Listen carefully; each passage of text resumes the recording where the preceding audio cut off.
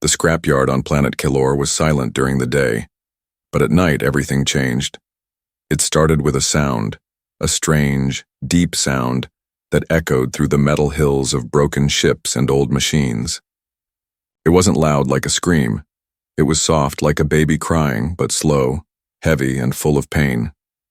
Every night, at exactly midnight, the crying began. The locals called it the ghost cry. They believed the scrapyard was cursed. No one dared to go near the center of the yard after dark. The sound scared even the strongest men. But Jake didn't believe in ghosts. He was a human mechanic, one of the few left on Kilor. He lived in a small workshop on the edge of the scrapyard. His days were spent fixing old alien tech for a few credits. He had no friends, no family, and no reason to care about strange noises in the night. But on the 30th night, something changed. Jake was working late, welding the broken wing of a cargo skimmer when the cry started again. But this time, it was closer. Much closer. He paused, lifting his welding goggles. The sound wasn't coming from far away. It was coming from behind the scrap piles just a few hundred feet from his workshop. Jake felt a chill run down his spine. The sound was so sad, like someone was begging for help. It wasn't a ghost, he thought. Ghosts don't cry like that. He grabbed his flashlight and stepped outside. The night air was cold and dry. The wind carried the smell of rust and oil. Jake moved slowly, following the sound through narrow paths between towers of broken machines. The cries grew louder, more real. Then he saw it, a pile of scrap, large and messy, shaped like a dome. It looked like it had collapsed years ago. But Jake noticed something strange, steam rising from beneath it. He climbed carefully, brushing aside pieces of metal and burned panels. Underneath, he found a large crack in the ground. It wasn't natural, it was like a cave, hidden under junk. The cry came again, louder, echoing from the hole below. Jake knelt and shined his light inside. His breath caught in his throat. Down, there was something alive. Two glowing eyes stared back at him from the darkness. Huge eyes, blue, soft, and full of sadness. The creature didn't move. It didn't growl or roar. It only whimpered like a wounded animal. Jake's hands shook. Was this the thing crying all these nights? He stepped back, heart racing. His mind screamed at him to run, but something held him in place. The eyes blinked slowly, then closed. The crying stopped. Jake stood there for a full minute, frozen. Then he took a deep breath. He couldn't leave it like this. He returned to his workshop, grabbed a jug of clean water, and walked back to the hole. Carefully, he slid the jug down using a long pipe. No sound came from below, but the water was taken. Jake sat beside the cave for hours. He didn't sleep. He didn't move. He only listened. And then, just before dawn, the crying started again. But this time, it was softer, less painful, almost like, thanks. The next morning, Jake woke, up at his workbench, his neck sore from sleeping upright. Sunlight had turned the scrapyard into a golden maze. The cries were gone, but his heart was still heavy with them. He picked up his tools and a small food pack. He was going back into that cave. Whatever was down there wasn't just some animal. It was something intelligent, something sad. And for some reason, Jake felt like he was supposed to help it. He didn't know what it was. He didn't know if it was dangerous, but he remembered the eyes. Not angry, not wild, just tired, like something that had been alone for a very, very long time. And for the first time in years, Jake felt something deep in his chest. Curiosity and compassion. The second night, Jake didn't wait for the crying. He returned to the Yao cave early, just before sunset. He carried a small lantern, a pack of tools, and a cooked protein bar wrapped in foil. His hands were steady, but his heart was pounding. The entrance to the hidden cave looked the same, buried under rusted panels and melted ship parts. But now Jake saw it differently. It wasn't just junk. It was a prison. He crouched at the edge of the crack and called softly, "Hey, I brought something." Silence. Then, the soft sound of breathing. Jake lowered the lantern carefully into the hole, hanging it on a metal rod. The warm yellow light pushed back the shadows, and finally, Jake saw her clearly. The creature was massive. She looked like a dragon from Earth's old stories, silver gray scales, long curved horns, a thick tail tucked under her body. But her wings were folded tightly around herself like a child hiding in fear, and around her front legs were chains, not new ones. They were old, rusted and fused into the floor with ancient alien tech. Thick bolts and glowing locks pulsed faintly, still active. Jake's breath caught in his throat. She wasn't living here by choice. She was being kept here. As he stepped down into the cave, the dragon's eyes opened again, those same glowing blue eyes full of sadness. She didn't roar or growl. She only watched him. Jake sat slowly on a flat piece of broken metal and unwrapped the protein bar. He took a bite, then set the rest gently on the ground between them. For a long moment, she didn't move. Then, slowly, she stretched out her long neck. Her snout came close to the food, and she took it. Jake smiled just a little. "You're not a ghost, are you?" The dragon didn't answer, but in the quiet, something passed between them. Trust. Jake raised his lantern and stepped closer to the chains. They were covered in strange symbols. He pulled out a small scanner and waved it across the metal. A low hum came from the screen. Old tech, biolocks, not meant for wild animals. "No way these were for just holding a beast," Jake whispered. "These were made for someone important." He leaned down and saw something else. Scars. Beneath the chain, the scales were cracked. The skin underneath looked burned. Some places were still raw. Jake's chest tightened. Whoever chained her here didn't just trap her. They punished her. "Who did this to you?" he asked softly. The dragon shifted slightly, but didn't look away. Jake felt something rise in his throat. Anger. He had seen machines left to rot, robots thrown away like garbage, even androids begging for repairs. But this was different. This wasn't just neglect. This was cruelty. He reached out slowly, showing his open hand. "Can I touch it?"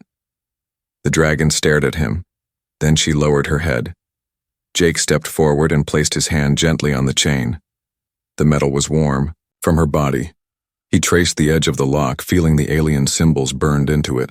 One small panel lit up as he touched it. Words appeared in a language he didn't know. Jake pulled out his translator. The words turned to a simple message. "Do not remove. She remembers." He read it again, confused. "She remembers what?" The dragon made a low, soft sound. Not a growl, not pain. It almost sounded like a sigh. Jake sat back and looked at her again. "What did they do to you?" No answer. But her eyes closed slowly, like she didn't want to remember. Jake leaned against the wall of the cave, silent. His eyes wandered across the space. Old. Bones in one corner, broken armor pieces, a cracked crown-like ornament covered in dust. This wasn't just a cage. It was a forgotten tomb, and the dragon. She wasn't just a prisoner.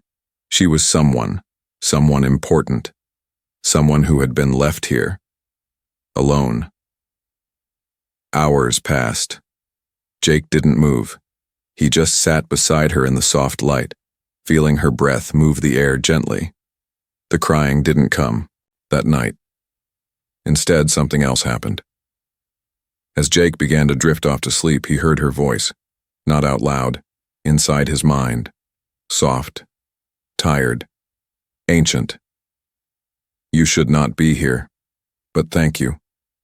Jake's eyes opened wide. She spoke, and he realized this was only the beginning. Jake couldn't sleep the next night. Even though the scrapyard was quiet and his bed was warm, her voice kept echoing in his mind. "You should not be here, but thank you." He had heard it clearly. not through his ears, but inside his head. A deep, soft voice full of age, sorrow, and something else. Memory. Jake had seen many strange things in his life. Machines with feelings, AI that dreamed. But this was different. This wasn't a machine. This was a living being, a dragon, and she had spoken to him. He needed answers. By sunrise, Jake was back in the cave.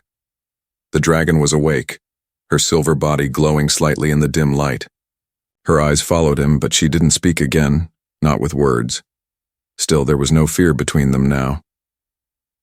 Jake got to work. He focused on the chains. He used a microscanner, brushing it over the lock and symbols. His small device blinked and hummed, decoding the strange alien language etched into the metal. One line appeared again. "She remembers." He muttered, "Yeah, but what does she remember?" Then something caught his eye. Near the base of the lock was a rusted metal plate, almost hidden by her scales. Jake reached carefully and tapped on it. It moved slightly, loose. He pried it, off, and behind it he found something unusual, an old memory core. Alien tech, covered in dust and dirt, but still intact. Jake stared at it in shock. This is from the old empire.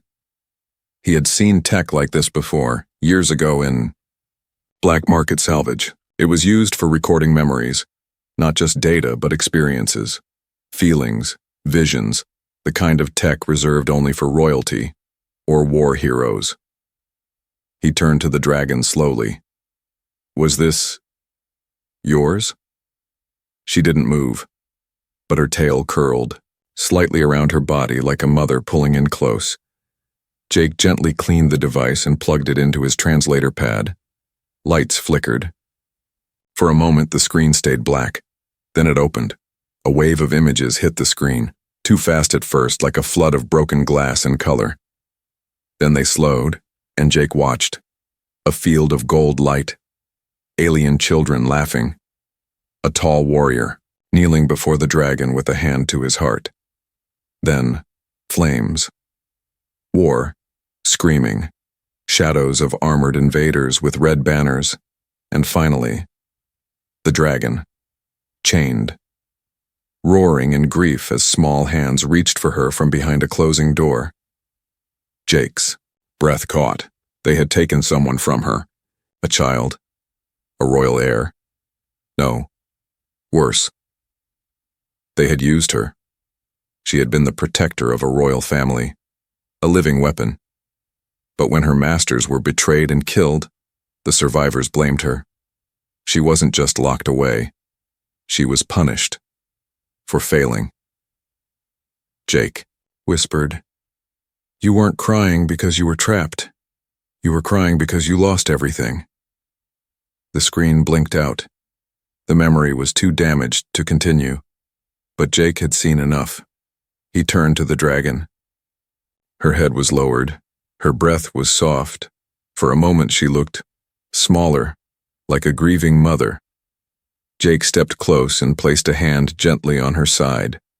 Her scales were warm now, not cold like before. "I'm sorry," he said softly. "They treated you like a monster, but you were just loyal." Her eye opened slowly. A quiet glow filled the space between them. Then, for the first time, her voice returned to his mind. "They feared my love. It made me dangerous." Jake sat down beside her again, more confused than ever. "You loved them, and they locked you away." Love is power, and power frightens the weak. He didn't know how to answer that. But one thing was clear. She wasn't just a beast. She wasn't a machine. She was a living memory of a forgotten time. And now, she was fading in the dark. Jake looked at the chains again. The locks were still active, but he now understood the design. Each lock wasn't just holding her down, it was draining her strength, keeping her weak, preventing her from flying, from healing, from remembering fully. She was being erased slowly, with time, and no one else knew. Jake clenched his fists. They want you to be forgotten, but I won't let that happen. The dragon closed her eyes again.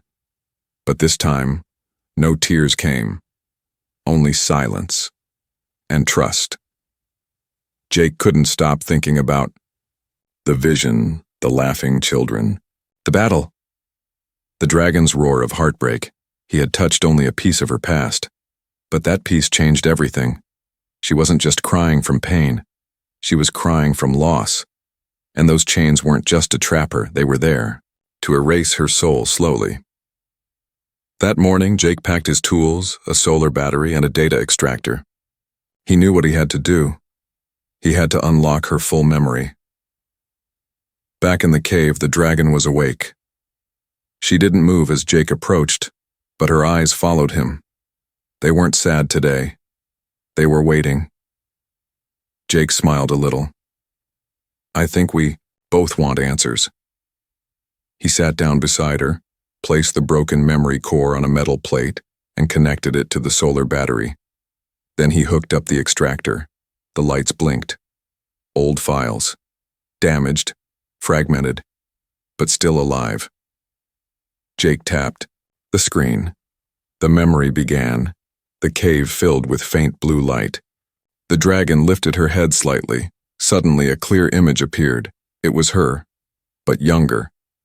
Her scales were smooth, her eyes brighter. She stood tall, majestic, on a balcony made of crystal. Around her stood alien children. 2 girls, 1 boy. All wore light crowns and elegant robes. They were laughing, feeding her fruit. She nuzzled each one gently like a parent. She was their guardian, Jake whispered, not their pet. Then the scene changed. An army marched. Red flags, black armor. The palace burned. Screams. The dragon fought. Fire burst from her mouth. She shielded the children with her wings. But one by one, soldiers fell on them. The memory shook. Then, betrayal. Someone, another royal, stepped forward. A man in fine robes with a hard face. He shouted something. The dragon paused, and he raised a weapon. A shot fired. The smallest child fell. Jake gasped. The dragon's roar was so loud in the memory that Jake could feel it in his bones. And then, the chains. Dozens of guards tackled her. The betrayer gave the order. Her head was forced down, the collars locked, her wings folded, trapped. Her breath slowed. The memory paused. Jake looked over at her. She was trembling. He realized she wasn't just watching the memory. She was feeling it again. Jake reached out and touched her leg. I'm here. You're not alone anymore. Her eyes opened. Softly, her voice came into his mind again. I failed them. I failed the small one. The one who called me Mother Flame. Jake shook his head. No. You protected them until the end. It wasn't your fault. I burned worlds for them. And still I was thrown in chains. The memory core sparked again. A final vision appeared. One of the royal girls, the oldest, was hiding behind a pillar. She saw the betrayal. She didn't speak, but her eyes met the dragon's. She whispered something before vanishing into the smoke. Jake zoomed in on her lips in the recording. He played it 3 times. Then the words came clear. We will return for you. Jake's eyes widened. They promised to come back. The dragon didn't respond. Her breath was slow and weak, like she didn't believe it anymore. Maybe she once did, but after so many years. Jake sat beside her again, silent for a long time. He looked around the cave at the old bones, the dust, the shattered royal pendant on the ground. Everything in here had been forgotten, except her. She kept her promise, Jake said. She protected them. Then he looked at the chain locks again. He made a decision. I'm going to break these. Not today. Not yet. But soon. I'm going to free you. The dragon's mind voice returned, faint and full of fear. If you break them, they will come. Jake nodded. Let them. He stood up, his jaw tight. Because I'm not leaving you here. Not like this. The dragon watched. Him, eyes glowing faintly. And for the first time since she had been locked away, she didn't cry. Jake had seen danger before. He had repaired engines while meteors rained overhead. He had fought off raiders in deep space. Once he even stopped a ship from exploding using just a wrench and luck. But nothing felt like this. Freeing the dragon wasn't just risky. It was illegal, deadly, and possibly a trap set centuries ago. But Jake didn't care. For 2 days, he studied the chains. Each one had a power source hidden deep under the scrapyard, drawing energy from the forgotten tech grid. The locks were ancient but still active. If he tried to break them by force, they would trigger an alert. Not just a noise, but a signal. A signal that would go straight to whoever imprisoned her. He needed to be smart. Jake spent hours in his workshop building a dampener, something that could block the signal just long enough for him to cut the lock open. He tested it on old equipment. It failed. Then again. And again. But on the 4th try, the light stayed green. It worked. He packed the device carefully and wrapped it in old cloth. His hands were shaking. This wasn't just another job. This was a rescue. That night he returned to the cave. The dragon was waiting. She didn't cry. She didn't speak. She only watched as he set down his tools and opened the cloth. Jake looked into her eyes. This might hurt. I'm sorry. She gave a small nod. Barely a movement, but enough. He placed the dampener on. The first chain. The device blinked once and then settled. The lock's light dimmed slightly. The signal was blocked. Jake grabbed his plasma cutter and pulled down his visor. The tip of the tool glowed red as it met the metal. Sparks flew. The chain hissed. The cave filled with the sound of grinding and burning steel. The dragon didn't move, but Jake saw her claws dig slightly into the ground. She was enduring it. For freedom. Finally, the lock cracked open with a loud snap. Jake dropped the cutter and fell back, breathing hard. The dampener powered off. The first chain slid to the floor. The dragon looked down at her leg, now free. The scales underneath were blistered and burned, but her limb was already healing. Slowly, her wings stretched out, stiff and shaky but moving. Jake grinned. That's one. But then, something beeped. Not his tools, not the dampener. It came from the old wall. Jake turned fast. A faint red light had appeared on one of the ancient panels near the back of the cave. Transmission pulse detected. Jake's heart dropped. No. He rushed over, scanning the panel. One of the old memory cores had reactivated during the cut. A backup system had sent a pulse, too small to catch with the dampener. Too late. Unknown receiver pinged. Jake stared at the screen, horrified. Somewhere out there. Someone just got a message. The prisoner is waking. The dragon's mind voice came again. They know. Jake turned to her, eyes wide. I can still finish. We still have time. No, she said quietly. They will come fast. They always feared my return. Jake clenched his fists. I don't care what they fear, you don't deserve this. He grabbed the cutter again, powering it up. We can still break the second lock. The dragon looked at him for a long moment. Then, she bowed her head. Then hurry. The second chain was harder, thicker. It fought the cutter like it wanted to survive. Jake's arms shook as he pressed harder, the heat rising, smoke curling into the air. He didn't stop. Minutes felt like hours. Then, crack. The second lock shattered. The chain hit the floor with a loud clang. Both front legs were now free. The dragon stretched slowly, painfully. Her muscles quivered. Her breath deepened. A soft glow moved along her spine like light returning to a forgotten road. Jake wiped his forehead. How do you feel? Like wind touches me again. Then her head snapped up. She turned toward the cave entrance. Jake followed her gaze. and froze. Above them, in the sky, a ship. Black, silent, sleek, and falling fast. Jake whispered, "They're already here." The ship cut through the night like a shadow on fire. Jake's mouth went dry as he watched it descend. No sound. No warning. Just cold, black steel and glowing red engines.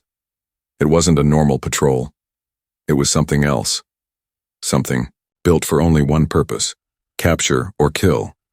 The dragon rose slowly, her legs trembling. For the first time in years, she stood tall on her own feet, still weak but no longer bound. "They've come," she said in Jake's mind, just as they always promised. Jake grabbed his toolkit, eyes wide. "We have to hide. They'll scan this whole area." "There is no hiding," she said quietly. "They smell fear.